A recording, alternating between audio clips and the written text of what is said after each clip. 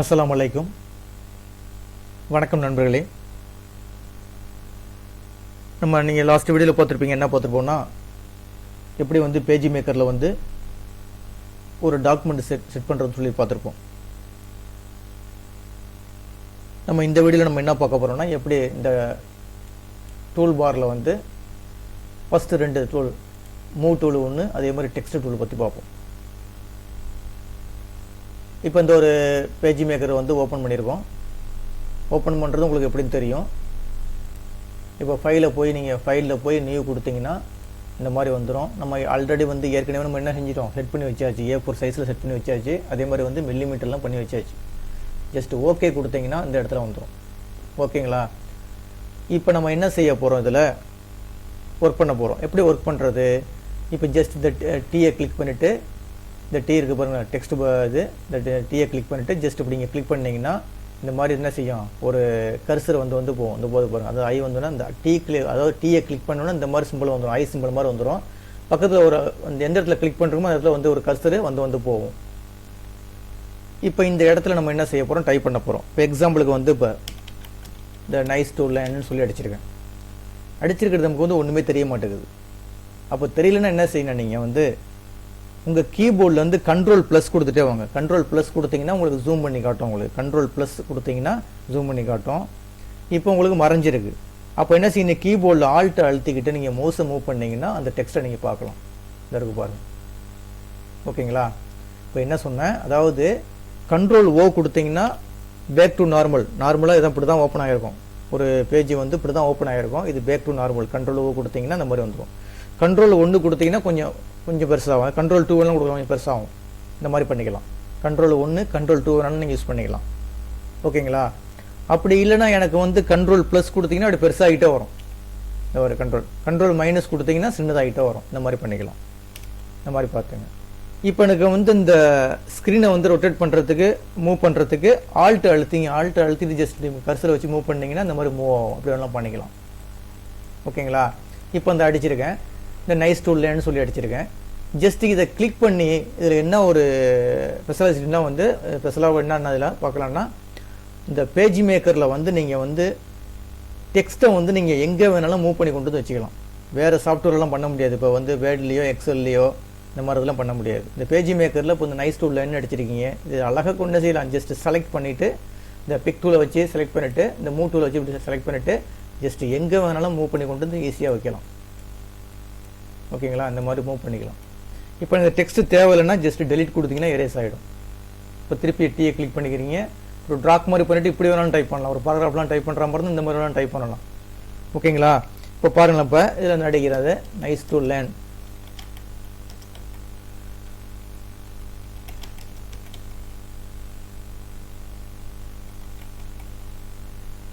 இந்த மாதிரி டைப் பண்ணிடுறேன்னு வச்சுங்களேன். டைப் பண்ணிவிட்டு இங்கே பாருங்கள். இப்போ இதை வேணால் கொஞ்சம் பெருசு பண்ண அப்படியே ஜஸ்ட் இப்படி கிளிக் பண்ணிவிட்டு இந்த டாட் இருக்குது பார்த்தீங்களா, டாட் அப்படி இழுத்தீங்கன்னா அப்படி இழுத்து கொண்டு வரலாம். ஒரே லைனில் கொண்டு வந்துடலாம்.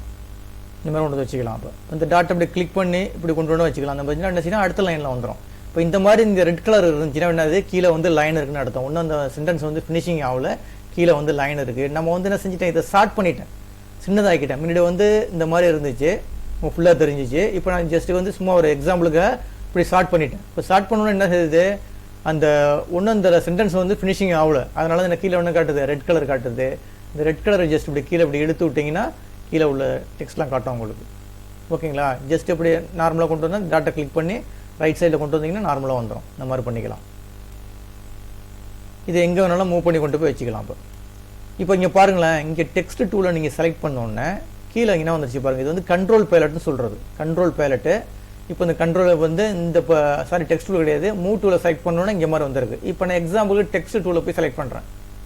இப்போ டீயை செலக்ட் பண்ணுறேன். இங்கே மாறிடுச்சு பாருங்கள். இங்கே என்ன வந்துருச்சு, ஃபாண்ட்டு வந்துருச்சு, ஃபாண்ட்டினுடைய சைஸ் வந்துருச்சு, ஃபாண்ட்டினுடைய அதாவது ஒரு லைனுக்கு இன்னொரு லைனுடைய இடைவெளி வந்துருச்சு. அது மாதிரி நோ ட்ராக், ஒரு எழுத்துக்கு இன்னொரு எழுத்துக்கும் உள்ள எப்படி டிஃப்ரெண்ட், அதாவது டிஸ்டன்ஸ் பிட்வீன் எப்படி வேணும் அந்த மாதிரி இது.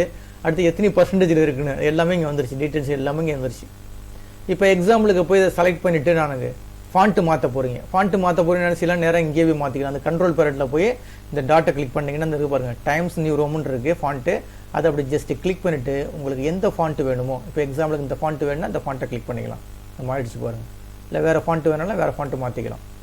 ஓகேங்களா? இப்போ எனக்கு சைஸ் பெருசு பண்ணணும் அப்போ என்ன செய்யலாம், இப்படி ஜஸ்ட் கிளிக் பண்ணிவிட்டு உங்களுக்கு எந்த சைஸ் வேணுமோ பண்ணிக்கலாம். உங்களுக்கு எந்த சைஸ் வேணுமோ நீங்கள் கொடுத்து விட பெருசு பண்ணிக்கலாம். எனக்கு சின்னதாக வேணுன்னா சின்னதாக ஆக்கிக்கலாம். இந்த மாதிரிலாம் பண்ணிக்கலாம். ஓகேங்களா? அப்போ என்ன இதில் பார்த்துருக்கோம், ஃபாண்ட் எப்படி மாற்றுறதுன்னு உங்களுக்கு தெரியும். அதே மாதிரி வந்து ஃபாண்ட்டு சைஸு.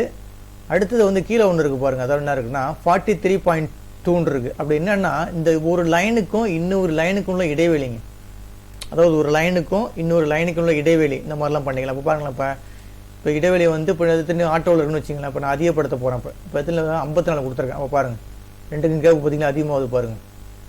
இப்போ திருப்பி எனக்கு ஆட்டோ நார்மலாக வேணும்னு வச்சிங்களேன், ஆட்டோ கொடுத்து பாருங்கள். ஆட்டோ கொடுத்துட்டிங்கன்னா இல்லை ஒரு 10 கொடுத்து பாருங்கள், இல்லை ஒன்றா, அதாவது சின்னதாகிடுச்சு. அந்த இது வந்து ரொம்ப சின்னதாகிட்டு ஆட்டோ கொடுத்து பாருங்கள். ஆட்டோ கொடுத்து அப்படி வந்துருச்சு. ஃபாண்ட்டே உங்களுக்கு சின்னதாகிடுச்சு. ஃபாண்ட்டை அந்த தப்பாக கிளிக் பண்ணிட்டேன், ஒரு நிமிஷம் சரிங்க. இப்போ வந்து இந்த ஃபாண்ட்டில் இருக்குங்க, இந்த சைஸில் இருக்குது. இப்போ என்ன செய்ய போகிறோம், ஒரு லைனுக்கும் இன்னொரு லைனுக்கும் இடைவெளின்னு வச்சிங்களேன். இப்போ செலக்ட் பண்ணிங்க. செலக்ட் பண்ணிவிட்டு இப்போ 33 இருக்குது இடைவெளி. இப்போ பாருங்கள், இந்த இடைவெளி வந்து அதிகப்படுத்துகிறோம். இப்போ அது வருங்க 108. 108 பார்த்தீங்களா, இப்போ இந்த ஒரு லைனுக்கும் இன்னொரு லைனுக்கும் இடைவெளி வந்து அதிகமாகுது. அது கீழே உள்ள ஆப்ஷன் அது. இப்போ திருப்பி எனக்கு நார்மலாக வேணும்னா என்ன செய்யணும், இப்படி ஜஸ்ட் கிளிக் பண்ணிவிட்டு ஆட்டோ கொடுத்தீங்கன்னா நார்மலாக வந்துடும். இதில் போய் இந்த இதில் போய் ஆட்டோன்ற ஆப்ஷன் இருக்கும், இந்த ஆட்டோ கொடுத்தீங்கன்னா நார்மலாக வந்துடும். இந்த மாதிரிலாம் பண்ணிக்கலாம். ஒன்று எனக்கு குறைக்கணும் அப்படின்னு என்ன செய்ய வேண்டியது, போய் நீங்கள் பர்சன்டேஜ் கொடுத்துங்க. இப்போ எனக்கு பர்சன்டேஜ் வந்து 35 கொடுத்துருக்கு, குறைஞ்சி வந்துச்சு பாருங்கள். இந்த மாதிரி என்ன செய்யலாம், ஒரு லைனுக்கும் இன்னொரு லைனுக்கும் உள்ள இடைவெளி வந்து நீங்கள் குறைச்சிக்கலாம். ஓகேங்களா? அடுத்தது வந்து இதில் வந்து இந்த நார்மல், அடுத்து போல்டுனா போல்டு ஆகும். இந்த கீழே இருக்கு பாருங்கள் போல்டு, இட்டாலிக்னா சாய்வாக வரும் எழுத்து. அதெல்லாம் உங்களுக்கு ஆல்ரெடி தெரிஞ்சது தான். அண்டர்லைன்னா அண்டர்லைனு, இந்த மாதிரிலாம் பண்ணிக்கலாம். இங்கே எல்லாமே இருக்குது, ஒர்க் அவுட் பண்ணி பாருங்கள். உங்களுக்கு மைக்ரோசாஃப்ட் வேர்டு தெரிஞ்சுன்னா அதில் உள்ளது இங்கே எல்லாமே இருக்குது, ஒர்க் அவுட் பண்ணி பாருங்கள். இப்போ எனக்கு இந்த அண்டர்லைன்லாம் தேவையில்லைன்னா எடுத்து விட்டுடலாம். நார்மல்னா நார்மல் கொடுத்துடலாம், போல்டு கொடுத்துருங்க, நார்மலுக்கு வந்துருச்சு. நார்மல்னா நார்மல் கொடுத்துருங்க. இந்த மாதிரி என்ன வேணாலும் பண்ணிக்கலாம். ஒன்ஸ் கிளிக் பண்ணிங்கன்னா ஆன் ஆகும், இன்னொன்று கிளிக் பண்ணிங்கன்னா ஆஃப் ஆகிடும். அதுமாதிரி ஃபாண்ட்டு பார்த்தாச்சு, ஃபாண்ட்டு சைஸு பார்த்தாச்சு. அடுத்து ஒரு லைனுக்கும் இன்னொரு லைனுக்குள்ள இடைவெளி பார்த்தாச்சு. அடுத்து இங்கே பக்கத்தில் என்ன இருக்குது பாருங்கள், நோ ட்ராக்னு ஒன்று இருக்கும். ட்ராக்னா என்ன, இப்போ ஒன்றும் கிடையாது, ஒரு எழுத்துக்கும் இன்னொரு எழுத்துக்கும் உள்ள இடைவெளி எப்படி வேணும் எனக்கு, ஒரு எழுத்துக்கும் இன்னொரு எழுத்துக்கும் உள்ள இடைவெளி. இதெல்லாம் வந்து இதில் கிடையாது, மைக்ரோசாஃப்ட் எக்ஸல்லையோ இல்லை வேர்ட்லேயோ கிடையாது. இது எல்லாமே இங்கே இருக்குது. அதாவது ஒரு எழுத்துக்கும் இன்னொரு எழுத்துக்கும் உள்ள இடைவெளி எப்படி பண்ண போகிறீங்க, இங்கே பாருங்கள். இப்போ இதில் வந்து ஒரு 5-6 ஆப்ஷன் கொடுத்துருக்காங்க. இப்போ நோ ட்ராக்னு சும்மா நார்மலாக இருக்குது. இப்போ வெரி லூஸ்ன்னு கொடுக்க பாருங்கள், கொஞ்சம் கேப் கிடைக்கும். ஒரு எழுத்துக்கும் இன்னொரு எழுத்துக்கும் டிஃப்ரெண்ட்டாக பாருங்கள், நல்லா தெரியும் உங்களுக்கு. அதே மாதிரி பாருங்கள், லூஸ்ன்னு கொடுத்து பாருங்கள். அதுக்கு அடுத்தது நார்மல், இது நார்மலாக உள்ளது. டைட்டுன்னு கொடுத்து பாருங்கள், நெருங்குது பாருங்கள். லெட்டர்ஸ் வந்து இப்போ என்ன ஐயும் பாருங்கள், நெருங்கி இருக்குது பாருங்கள். அதே மாதிரி வெரி டைட்னு கொடுத்து பாருங்கள், ரொம்ப நெருங்கி இருக்குது பாருங்கள். இந்த மாதிரிலாம் நம்ம ஒர்க் அவுட் பண்ணி பார்த்துக்கலாம். ஆனால் எப்போதும் இதில் இருக்கும், நோ ட்ராக்கில் இருக்கும். நோ ட்ராக் கொடுத்தீங்கன்னா ஆட்டோமேட்டிக்காக நார்மலாக ஒர்க் பண்ணுறது. அதே மாதிரி இந்த கீழே இருக்குது பாருங்கள், கீழே வந்து என்னென்னா அந்த எழுத்து வந்து கொஞ்சம் அப்படியே பர்சன்டேஜில் அதிகப்படுத்தி காட்டும் உங்களுக்கு. இப்போ பாருங்கள், இப்போ பர்சன்டேஜ் வந்து இந்த இருக்குது பாருங்கள். இதில் பர்சன்டேஜில் வந்து இப்போ எனக்கு வந்து 130 கொடுத்து பாருங்கள். இப்படியே கொஞ்சம் அந்த டெக்ஸ்ட்டே கொஞ்சம் என்ன செய்யும், கொஞ்சம் இழுத்த மாதிரி கொஞ்சம் காட்டும். அதுக்காக உள்ளது தான் அது. அந்த ஒர்க் அவுட் பண்ணி பாருங்கள். ஓகேங்களா? இது வந்து என்னென்னா நம்ம என்ன இங்கே டெக்ஸ்ட் அடிச்சிருக்கோமோ, இங்கே சாரி என்ன இங்கே டூல் யூஸ் பண்ணுறீங்களோ அதுக்கு தகுந்த மாதிரி கீழே உள்ள கண்ட்ரோல் பேலட்டு, அதாவது கண்ட்ரோல் பண்ணுறது. அதாவது இந்த இது கொடுத்தீங்கன்னா இப்போ டூல், அதாவது பிக் டூல் கொடுத்தீங்கன்னா அதுக்கு தகுந்த மாதிரி இங்கே மாறிக்கும். இப்போ செலக்ட் பண்ணி பாருங்கள், பிக் டூலுக்கு உள்ளது எல்லாமே இங்கே வந்துடும். இப்போ டெக்ஸ்ட்டு டீயை கிளிக் பண்ணுறீங்கன்னா டீக்கு உள்ளது, டெக்ஸ்ட் டூலுக்கு என்ன அதனுடைய கண்ட்ரோல் எல்லாமே இங்கே பண்ணிக்கலாம் நம்ம. ஓகேங்களா? இதை ஒர்க் அவுட் பண்ணி பாருங்கள். அதுக்கு அடுத்தது பாருங்கள், இந்த கீழே வந்து இப்போ இந்த மேலே டீயை சூஸ் பண்ணிக்கிறது. இதில் 2 ஆப்ஷன் இருக்குது. டீ ஒன்று இருக்குது, டீனா வந்து டெக்ஸ்ட் சம்மந்தமாக உள்ளது. கீழே வந்து இருக்குது பாருங்கள் பாராகிராஃப், அதாவது அதை பாராகிராஃப்னா அதை வந்து அலைன்மெண்ட் பண்ணுறது, அலைன்மெண்ட் சம்மந்தமாக இருக்குது. டீ ஒன்று இருக்குது, கீழே பாராகிராஃப் ஒன்று இருக்குது. இதில் வந்து எது வேணும் கொடுத்துக்கலாம். பண்ணி எனக்கு வந்து இப்போ இது வந்து ஒரு பாராகிராஃப் அடிச்சு தான் கரெக்டாக தெரியும். ஒரு பாராகிராஃப் அடிக்கும் போது எனக்கு அலைன்மெண்ட் எப்படி வேணும், லெஃப்ட் அலைன்மெண்ட் வேணுமா, இல்லை ரைட் அலைன்மெண்ட் வேணுமா, இல்லை சென்ட்ரல் அலைன்மெண்ட் வேணுமா, இல்லை ஜஸ்டிஃபைல வேணுமா, இல்லை ஃபோர்ஸ் ஜஸ்டிஃபை வேணுமா, இந்த மாதிரிலாம் நம்ம என்ன செஞ்சுக்கலாம், இந்த யூஸ் பண்ணிக்கலாம். அலைன்மெண்ட்டுக்காக உள்ளது. ஓகேங்களா? சரிங்க. இப்போ நம்ம என்ன பார்த்துருக்கோம், இப்போ வந்து எப்படி வந்து டெக்ஸ்ட் அடிக்கிறதுன்னு பார்த்துருக்கோம். அந்த டெக்ஸ்ட்டை எப்படி மூவ் பண்ணுறதுன்னு தெரியும் உங்களுக்கு. அந்த டெக்ஸ்ட்டை வந்து எப்படி எரேஸ் பண்ணுறதுன்னு தெரியும்.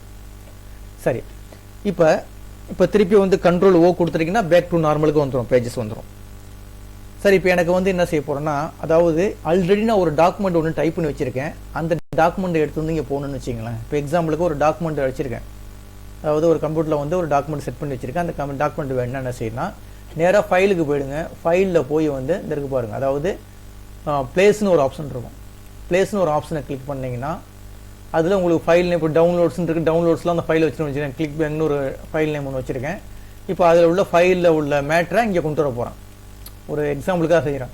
இந்த கொடுத்துருக்கேன் கிளிக் பேங்க்னு ஒரு ஃபைல் இருக்குது. ஜஸ்ட் ஓப்பன் பண்ணோடனே இந்த மாதிரி வந்துடும். ஒரு பாக்ஸ் மாதிரி போட்டு ஒரு டாட் அதாவது என்னது ஒரு என்ன சொல்கிறது, ஒரு கோடு மாதிரி போட்டுவிட்டு கீழே வந்து லைன்ஸாக இருக்குது. இப்போ இந்த மாதிரி இருக்குது. இது எங்கே வேணுமோ அந்த இடத்துல போய் இப்படி கிளிக் பண்ணுங்கள். கிளிக் பண்ணிங்கன்னா அந்த பாராகிராஃப் அப்படியே வந்துடும். அந்த ஒரு ஃபைலில் கிளிக் பேங்க் ஒன்றுங்கிற ஒரு ஃபைலில் உள்ள மேட்ரை அப்படியே இங்கே எடுத்து வந்து வச்சுட்டேன். இப்போ இதில் ஒன்றுமே விளங்கலை உங்களுக்கு. இப்போ எனக்கு நார்மலாக வந்து செஞ்ச Ctrl+2 கொடுத்து பாருங்கள், இல்லைன்னா Ctrl+1 கொடுத்து பாருங்கள், உங்களுக்கு தெரியும் உங்களுக்கு. ஓகேங்களா?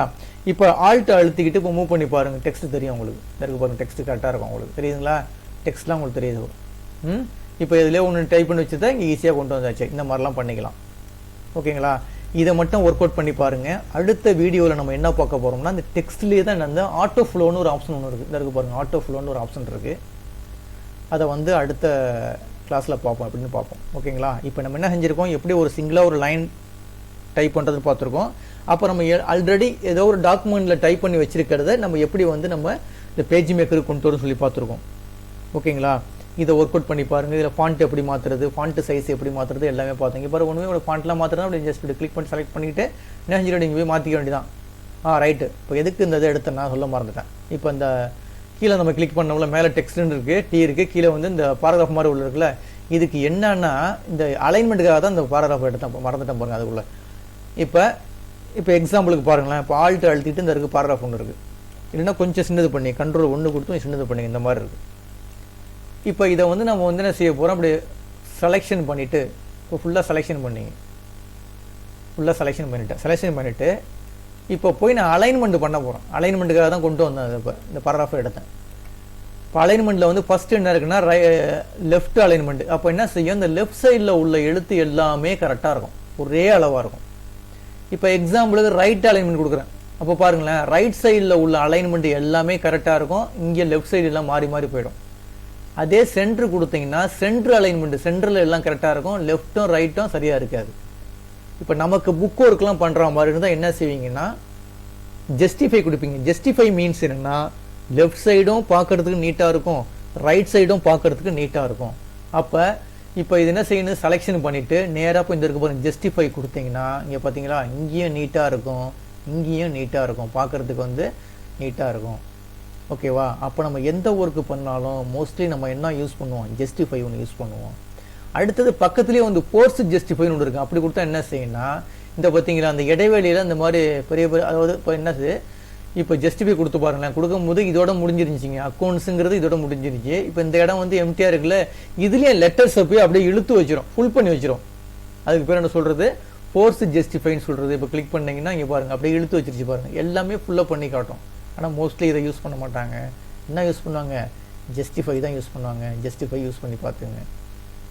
ஓகேங்களா?